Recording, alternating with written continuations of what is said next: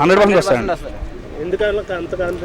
వస్తాడు. మాకు అక్కడ జనసేనకి సపరేట్ లాస్ట్ టైం పడిన ఓట్లు ఉన్నాయి, టీడీపీ పడిన ఓట్లు ఉన్నాయి. రెండు ఆటోమేటిక్ పొత్తులు వెళ్తున్నాం కాబట్టి పవన్ కళ్యాణ్ ఒక భీమవరం కాదు, గాజువాక కాదు, ఎక్కడ పోటీ చేసినా గెలుస్తాడు సింగిల్గా. చంద్రబాబు సీఎం అయితే బాగుంటుందా, పవన్ కళ్యాణ్ సీఎం?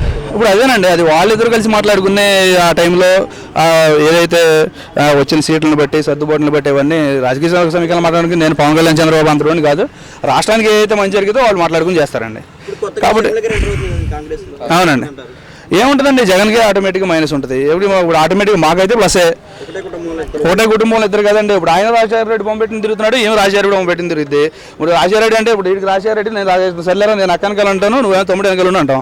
ఇక తప్పదు. ఇప్పుడు రావడం వల్ల పవన్ కళ్యాణ్ ప్లస్సే కదా మరి, జగన్మోహన్ రెడ్డిగా మైనస్. అందుకే కదా వైవి సుబ్బారెడ్డి ఎదురు పంపించి మంత్రాలు జరుగుతున్నాడు. ఎంపీలో డైరెక్ట్ గా టీడీపీలో జనసేనలోకి వచ్చేస్తున్నారు. అది కాక టీడీపీ జనసేన అలయన్స్ కాబట్టి పక్కా 100% టీడీపీ జనసేన అనే వస్తుంది.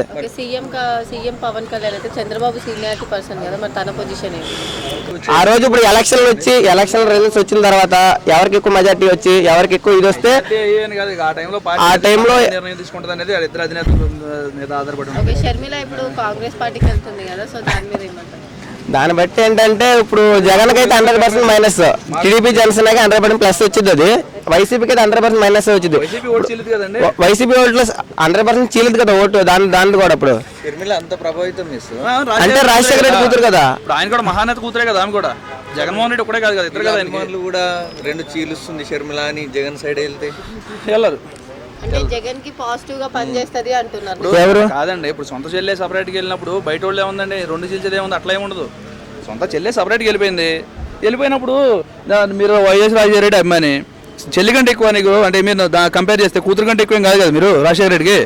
ఆటోమేటిక్గా వాళ్ళే అంటే వాళ్ళకి ఉంటాయి అవి.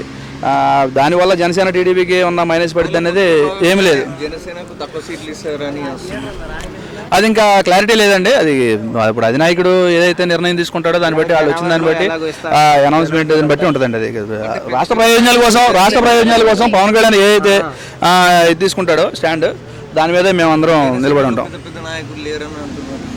ఇప్పుడు పెద్ద నాయకులు అంటే నాయకులు ఉన్న వాళ్ళందరూ అదే పోటీ చేయడానికి నాయకులు ఉన్న వాళ్ళందరూ అయిపోతున్నారా అలా అని చెప్పి నాయకులు. ఇప్పుడు స్టార్టింగ్లో బీజేపీ పార్టీ 2 సీట్లతో గెలిచింది పెట్టిన కొత్తలో.